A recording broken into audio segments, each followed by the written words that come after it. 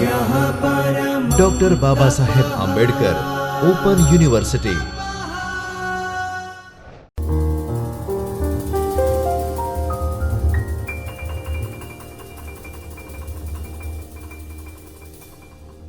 नमस्कार विद्यार्थी मित्रों, doctor Baba Saheb Ambedkar open university के चैतन्य स्टूडियो से मैं डॉक्टर आकृति चंद्रा, असिस्टेंट प्रोफेसर हिंदी, आप सभी का स्वागत करती हूँ। विद्यार्थी मित्रों, आज हम बीए के द्वितीय वर्ष के पंचम प्रश्न पत्र हिंदी भाषा, व्याकरण और संप्रेषण की तीसरी इकाई का अध्ययन करेंगे, जिसके अंतर्गत हम वर्तनी का अध्ययन करेंगे। वर्तनी क्या होती है, वर्तनी की आवश्यकता क्यों होती है, वर्ण लेखन के नियम क्या हैं, उसके बाद शिरोरेखा संबंधी नियम क्या होते हैं और स्वर की मात्रा संबंधी नियम क्या होते हैं। इस कक्षा में हम यह अध्ययन करेंगे। तो आइए सबसे पहले देखते हैं वर्तनी क्या होती है और वर्तनी कहते किसे हैं। वर्णों या अक्षरों को मिलाकर लिखने के जो नियम होते हैं उन्हें हम वर्तनी कहते हैं। वर्तनी को उच्चारण हिंदी में, हिज्जे उर्दू में और स्पेलिंग अंग्रेजी में भी कहा जाता है। हम बचपन में भी पढ़ते थे तो माता पिता कहते थे कि उच्चारण करके पढ़ा करो। उच्चारण करने से हमारी वर्तनी जो है वो काफ़ी शुद्ध होती है। तो वर्तनी की आवश्यकता क्यों है? किसी भी भाषा को शुद्ध रूप में लिखने के लिए हमें वर्तनी की आवश्यकता होती है। वर्तनी एक तो हमारा जो भारत है वो बहुभाषी देश है। उसमें भौगोलिक दृष्टि से अलग अलग एक ही शब्द के, एक ही अक्षर के अलग अलग उच्चारण होने लगते हैं। तो इस वजह से हमें वर्तनी के कुछ नियम को ध्यान में रखना होता है ताकि उस पर भौगोलिकता का असर ना हो और एक भाषा में एक एकरूपता आए। उसके लिए हम वर्तनी का प्रयोग करते हैं कि किसी भी शब्द में नियम उल्लंघन के कारण अर्थ का अनर्थ ना हो जाए। जैसे एक शब्द है लूटना और एक है लुटना। तो डाकुओं ने गांव को लूटा, तो उसमें लूटा बड़े ऊ की मात्रा, और गांव वाले लुट गए। अगर हम इसी को वर्तनी अगर सही नहीं हो तो डाकू लुट गए हो जाएगा। तो जो जिसके ऊपर अत्याचार हुआ है वही अत्याचारी बन जाएगा। इस वजह से वर्तनी की शुद्धता हमारे लिए बहुत ज़्यादा ज़रूरी होती है कि अर्थ का अनर्थ ना हो जाए। जैसे शंकर, शंकर शिव जी का एक नाम है और संकर, मिश्रित वर्ण को हम संकर कहते हैं। आदि कहते हैं, जैसे हमने फल में आम लिया, इमली ली, कटहल लिया, आदि आदि मतलब अन्य, और आदि का मतलब होता है अभ्यस्त। तो इससे हमारे अर्थ का अनर्थ भी हो सकता है। जैसे पिता, पिता, पिता पिताजी के लिए प्रयोग होता है, फादर के लिए। और पीता, वह पानी पीता है। अब अगर मान लीजिए आपने प्रयोग किया कि मोहन का पिता पानी पीता है, तो आपने अगर पिता में ऐसे कर दिया और मोहन का पानी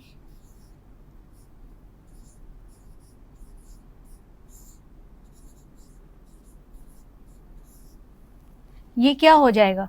इससे कुछ अर्थ ही नहीं निकल पाएगा, क्योंकि यह पीता पीने के लिए है और यह पिता संज्ञावाची शब्द है, ये क्रिया हो जाएगा और यह संज्ञा हो जाएगी।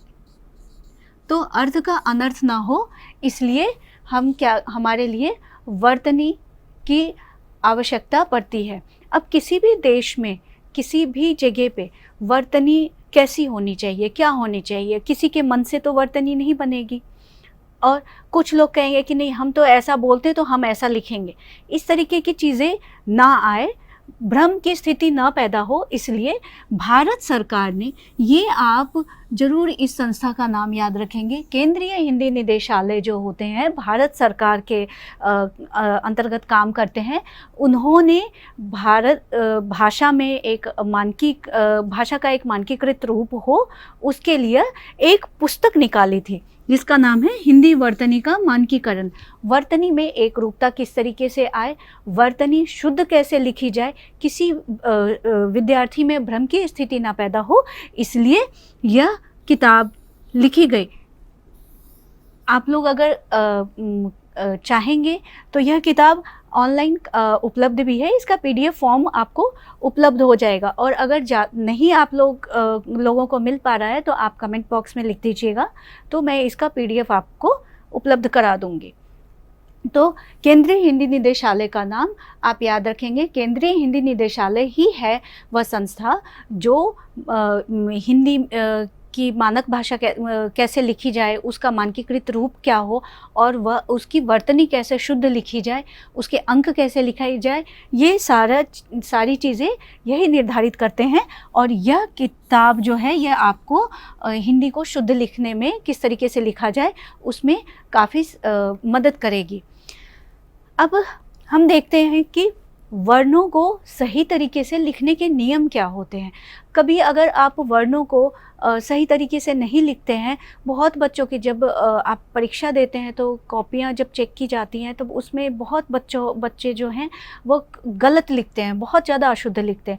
तो अब आप स्नातक के विद्यार्थी हो गए हैं, आप स्नातक BA कर रहे हैं, तो आपकी अपना एक दायित्व होता है कि आप भाषा को सही तरीके से लिखें, समझें और पढ़ें। तो अगर आप लिख रहे हैं खाना, खाना हमने ऐसे लिखा, कुछ बच्चे लिख देंगे खाना, ये खाना नहीं होगा, ये रवाना हो जाएगा, क्योंकि यह इसके अंतर्गत मिला हुआ नहीं है। ख का मानकीकृत रूप जो होता है वह मिला हुआ होता है व के साथ में, ख और र और व। तो ये वह खाना खा रहा है, वह रवा रहा है, ऐसा हो जाएगा।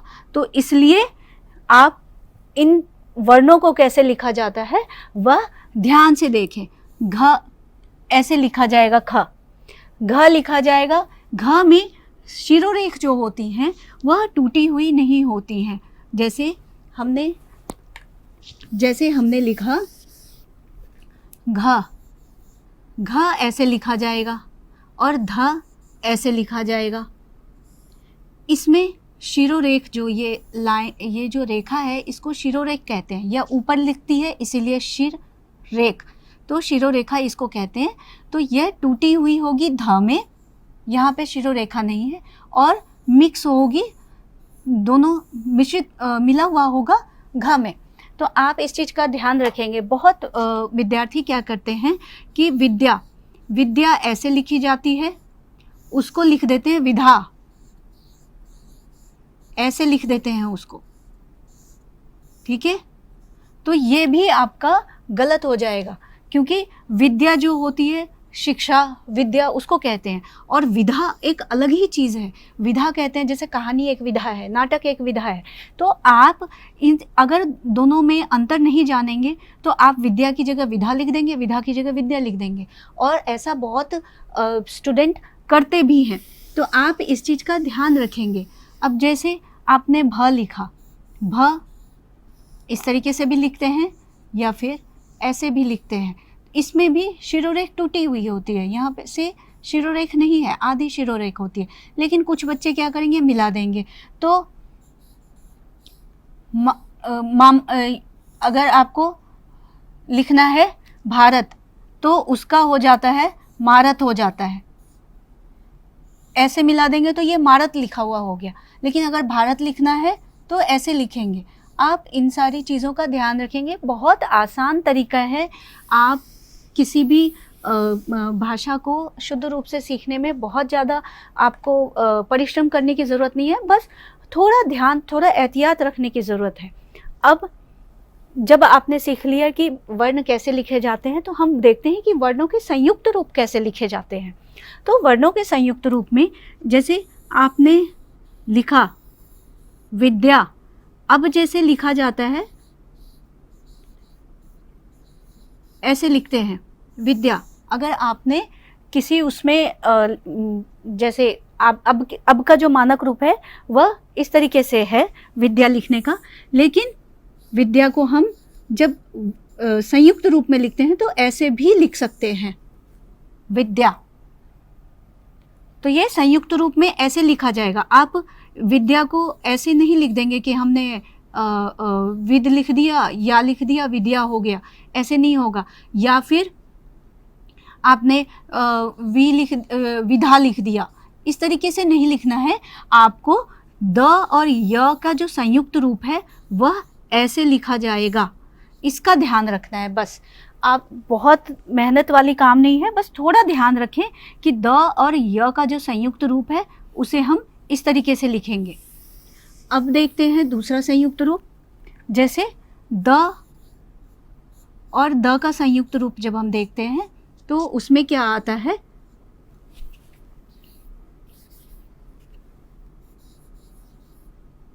ये आता है। तो अगर आपको उद्देश्य लिखना हो तो आपने लिखा ऐसे, या फिर इस तरीके से। तो वर्णों का संयुक्त रूप किस तरीके से लिखा जाता है वह भी आप ध्यान में रखें। तद्भव ये जैसे है, ये द और भ का जो संयुक्त रूप है वह कैसे लिखा जाएगा, तो उसे हम यहाँ पे भ लगा देते हैं। पद्मिनी, आपने देखा बहुत जगह पद्मा जैसे लिखते हैं या पद्मिनी लिखते हैं तो द में म लगाते हैं।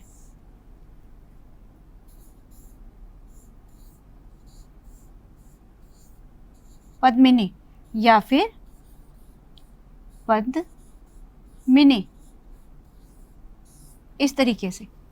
आप थोड़ा सा ध्यान रखेंगे तो आपको बहुत ज़्यादा परेशानी नहीं उठानी पड़ेगी और आपके जो लेखन है वो काफ़ी शुद्ध भी हो जाएगा। यह अपने आप में भी गौरव वाली बात होती है कि अगर आप एक भाषा को शुद्ध रूप से लिख रहे हैं तो आप इन चीज़ों का ध्यान रखेंगे। अब देखते हैं ह के संयुक्त रूप कैसे लिखे जाते हैं। जैसे हमने चिन्ह ऐसे लिखा, यह तो जब आप टाइप करेंगे या जो मानक रूप होती है, अब थोड़ा भाषा जो है सरलीकृत रूप की तरफ बढ़ता है हमेशा, तो उसको सरल कर दिया। लेकिन ह और न का जो है वह रूप ऐसे आता है, ह के साथ में न लगा हुआ। उसी तरीके से ह के साथ में म लगाते हैं। जैसे आप लिखते हैं ब्रह्मा, तो ब्र ह मा, ह का जो यह वाला जो हुक होती है ह की, उसमें हम म लगा करके आ कर देंगे। आपको यह ध्यान में रखना होगा। अब जैसे कोई भी ह के साथ में कोई भी अगर संयुक्त रूप बनेगा तो वह ह के हुक के साथ में, ये जो हुक है यहाँ पे उसके साथ में लग जाएगा। जैसे ल, इसके साथ में भी लग जाएगा। ठीक है, आप इस चीज़ का ध्यान रखेंगे। पिछली कक्षा में आपको यह पढ़ाया गया था कि र का जो है आप किस तरीके से र का संयुक्त रूप बना सकते हैं। तो र का संयुक्त रूप जो होते हैं वह 3 तरीके से बनते हैं। अगर र किसी पद में पूरा आता है और कोई वर्ण अधूरा आता है तो वह या तो त्रियक में आता है या फिर 2 त्रियक में आता है। जैसे प्रकाश, तो प्र आ जाएगा, और जैसे ट्रक, तो ट्र के अंदर 2 तिर्यक आएंगे। तो यह जब स्वर और व्यंजन पढ़ रहे थे और उसमें जब संयुक्त रूप कैसे बनता है वह देख रहे थे तो उसमें यह हमने पढ़ा था, तो आपको यह ध्यान होगा। और अगर जिसमें र आधा होता है वह क्या होता है, अपने आगे वाले वर्ण के साथ में जो है वह ऊपर जाकर के लग जाता है जिसे हम रेफ कहते हैं। जैसे प्रकाश हुआ, ठीक है, ट्रक हुआ और कर्म हुआ। यह जो है इसे हम रेफ कहते हैं। और यह दो तिर्यक जो कि दोलन आकृति वाले जो वर्ण होते हैं हमारे, जैसे ट हो गया, ठ हो गया, उसमें लगेगा दो तिर्यक लगते हैं। और जो पाई वाली जो वर्ण होते हैं उसमें यह एक तिर्यक लगता है। अगर र पूरा हो और वर्ण कोई दूसरा वर्ण अधूरा हो तब यह और यह लगेगा। अगर र आधा हो तो रेफ लगता है। इस चीज का आप ध्यान रखेंगे। आगे हम देखते हैं कि र, और ढ का प्रयोग किस तरीके से हम कर सकते हैं। वर्णों को लिखने में हमें इसका जो है ध्यान रखना होता है कि हम ड जो है वह किसी भी शब्द के पहले आएगा और र जो है र ये जो है वह मध्य में या अंत में आएगा। इस वर्ण से किसी भी शब्द की शुरुआत नहीं होगी। उसी तरीके से ढ और ढ है। जैसे ये ढक्कन,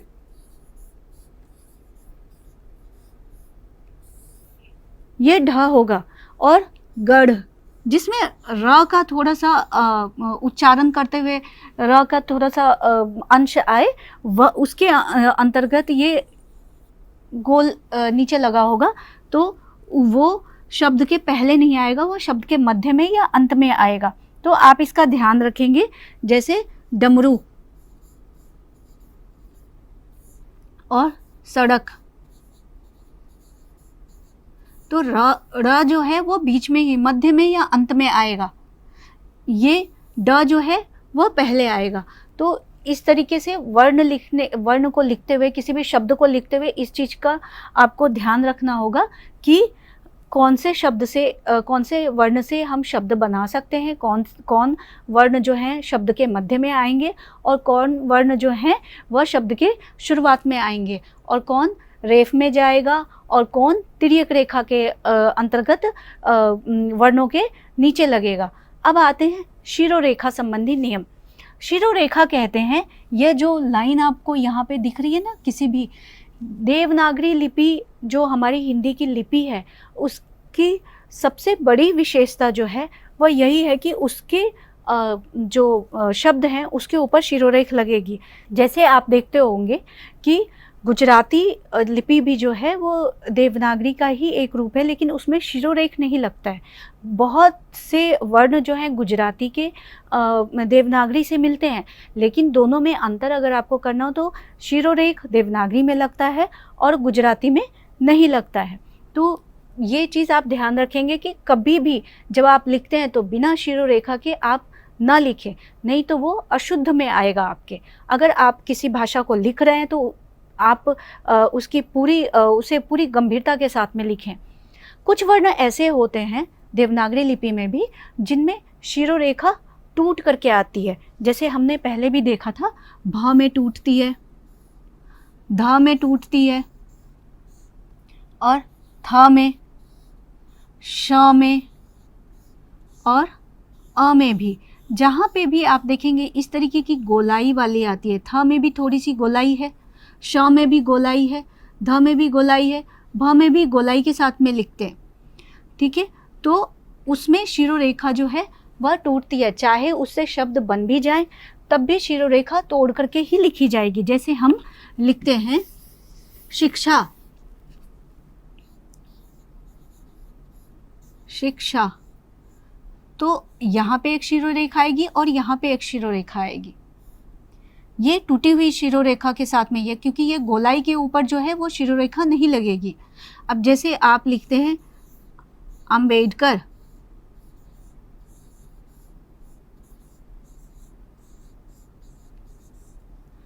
तो ये सबके ऊपर आएगी, लेकिन ये अ के ऊपर जो है वो शिरोरेखा नहीं आएगी, ये गोलाई है, इसलिए इसके ऊपर शिरोरेखा नहीं आएगी। जैसे इसमें भी देखें आप, अन्यथा लिखा है, थ में नहीं आई है शिरोरेखा, कक्षा अक्ष में नहीं है, शुरुआत अ में नहीं है। तो ये चाहे ये कुछ वर्ण है ध थ अक्ष श्र भ अ श, ये चाहे शब्द के मध्य में हो, शुरुआत में हो, अंत में हो, इनके ऊपर जो है वह शिरोरेख नहीं आएगी। तो इसका आप ध्यान रखेंगे। अब देखते हैं कि स्वर की मात्रा से संबंधी नियम क्या होते हैं।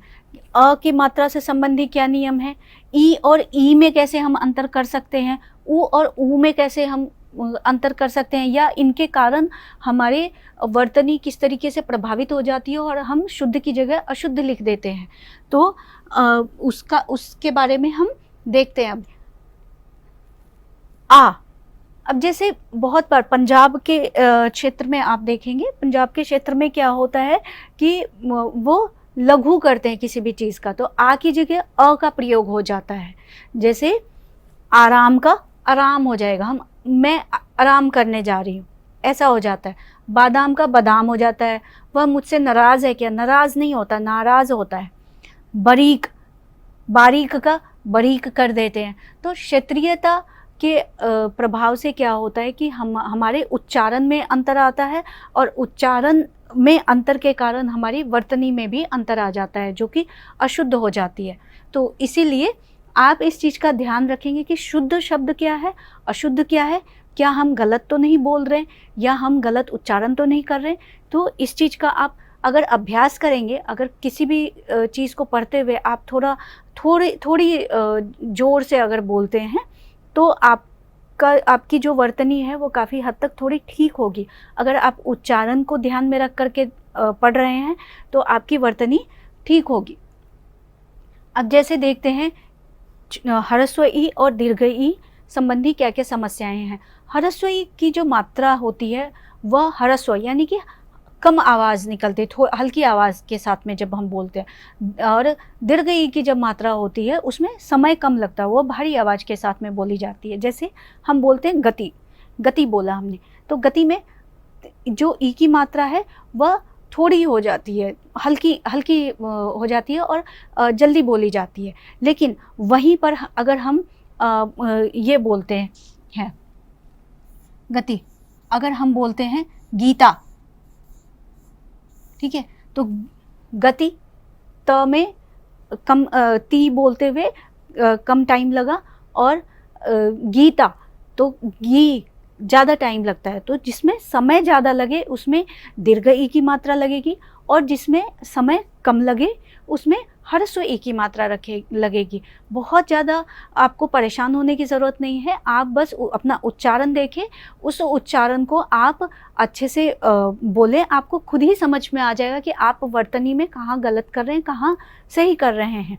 अगर कम समय लगे तो छोटी ई की मात्रा लगेगी, अगर ज़्यादा समय लगे तो बड़ी ई की मात्रा लगेगी। अब जैसे अशुद्ध रूप क्या होता है, बहुत लोग गति लिख देते हैं, यह गलत है।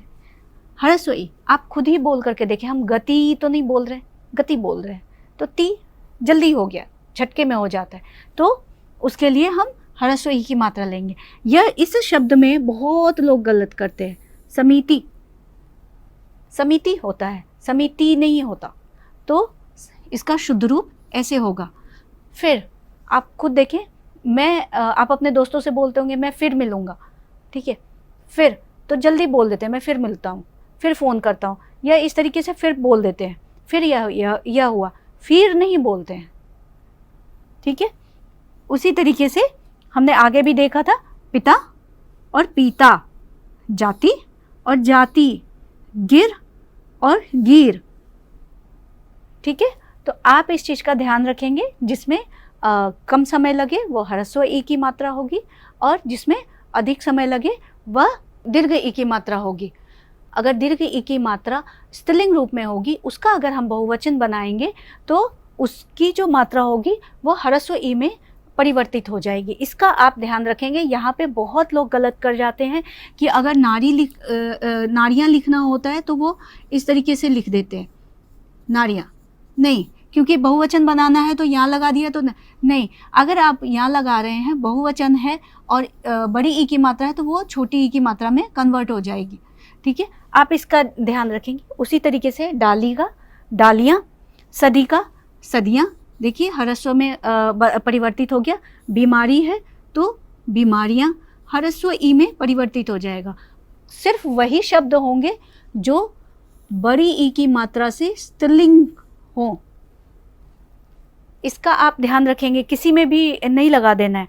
अब जैसे इक प्रत्यय है, इक प्रत्यय में क्या होता है कि हरस्व ई का ही प्रयोग होता है, जैसे नैतिक, नागरिक, आंगिक, दैनिक, वार्षिक। तो जहाँ इक प्रत्यय लगे वहाँ पे हरस्व ई की मात्रा होगी। अब जहाँ पे इन प्रत्यय लगता है वहाँ पे क्या होता है, दीर्घ ई की मात्रा लगती है, जैसे अधीन, आसीन, कुलीन, रंगीन। तो जहाँ पे इन प्रत्यय होगा वहाँ पे दीर्घ ई की मात्रा लगेगी, और जहाँ पे ईय प्रत्यय होगा वहाँ पर भी दीर्घ ई की मात्रा लगेगी, जैसे राष्ट्रीय, पठनीय, आदरणीय। अब जैसे अंग्रेजी शब्दों का अगर हम देवनागरी लिपि में लिखते हैं तो उसके शब्दांत में अगर ई की मात्रा है तो वह हमेशा दीर्घ ई की मात्रा ही होगी, जैसे डैडी, गिल्टी, कॉफ़ी। तो यह दीर्घ ई की ही मात्रा होगी उसमें, इसका आप ध्यान रखेंगे। इक प्रत्यय में हरस्व ई, इन प्रत्यय में दीर्घ ई, ईय प्रत्यय में दीर्घ ई, और अंग्रेजी शब्दों के जो शब्दांत ई की मात्रा से होंगे उसमें दीर्घ ई की मात्रा लगेगी। और जो दीर्घ ई की मात्रा होगी अगर वह स्त्रीलिंग है तो उसमें क्या होगा, उसका अगर हम बहुवचन बनाएंगे तो वो हम क्या करेंगे उसमें, तो जो ई की मात्रा है वो हरस्व ई की मात्रा में परिवर्तित हो जाएगी। इसका आप ध्यान रखेंगे। अब आता है की और की का प्रयोग। बहुत जगह इस चीज़ में गलती होती है कि अगर आप की और की में अंतर ना समझे तो बहुत ही दिक्कत होती है, और अमूमन विद्यार्थी की और की में अंतर नहीं समझते हैं। जो की है, हरस्व ई वाली जो की है, ठीक है, उसमें क्या होता है, वह एक योजक है। कभी भी आप मैं उससे कहता हूँ की, तो वो जो की होता है उसमें आप देखिए, आप खुद ही बोल करके देखें, मैं जो कहता हूँ की, तो की हल्के कम समय से एक झटके में बोला गया तो उसमें हरस्व ई की मात्रा होगी। और जो दीर्घ ई की मात्रा है वह दो रूपों में लगती है। एक तो करना के भूतकालिक रूप में कि मैंने पढ़ाई की, आपने परीक्षा उत्तीर्ण की, तो उसमें ये की लगेगी। या फिर यह पुस्तक श्याम की है, मेरी राम की बहन, तो की संबंध कारक में और करना के भूतकालिक रूप में बड़ी ई दीर्घ ई के साथ में जो की का प्रयोग होगा, और हरस्व ई वाला जो होगा वो योजक के रूप में काम करता है, जो दो वाक्यों को जोड़े उसके मध्य में अगर जो की लगता है वह हरस्व ई के साथ लगेगा। जैसे उसने कहा, एक वाक्य है, इस बार मैं घर जाऊंगा, दूसरा वाक्य है, दोनों को जोड़ने में जो की का प्रयोग हुआ है वह ये वाला की होगा। बहुत बार होता है ना, ऐसा है कि, तो ये की लगेगा यहाँ पे क्योंकि यह योजक है और यह संबंध कारक और क्रिया का भूतकालिक रूप है, इसलिए बड़ी ई की मात्रा दीर्घ की के साथ में जो है वह दीर्घ की का प्रयोग करेंगे। अब देखते हैं उ और ऊ का प्रयोग। जैसे ऊ हरस्व है तो इसे बोलने में कम समय लगेगा, और ऊ दीर्घ का है तो इसे बोलने में ज़्यादा समय लगेगा। तो इसी तरीके से अगर आप अनुपम बोल रहे हैं तो अनुपम नु में कम समय लगा, ठीक है। तो लेकिन अगर आप सहानुभूति बोलेंगे,